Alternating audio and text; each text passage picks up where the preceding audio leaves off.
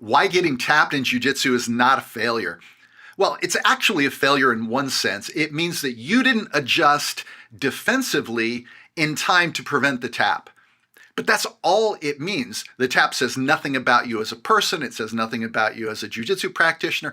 It says very little about your skill, actually. And so the worst thing you can do is put more emphasis on that tap than what it really means. And look, jiu-jitsu is a very visceral art. We're battling against each other, and those wins and losses can seem real magnified because in a sense, we are metaphorically dying every time we tap. And if it was a real self-defense encounter, you might actually be dead. And so we tend to magnify the significance of the tap. But the truth is, just like any other sport, there's a lot of failure involved in acquiring the skill of that sport.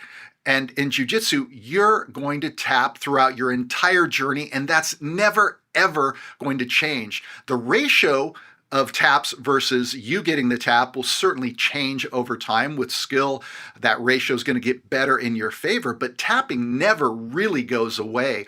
And look, it's just training. And kind of a stoic philosophy that I like to have is that whatever happened in the training room in any given training session was supposed to happen because that's the data that you need to keep improving and to figure out the problem areas and the places of failure in your game. And so stop looking at a tap as a failure. Nobody's keeping score. Nobody's judging you.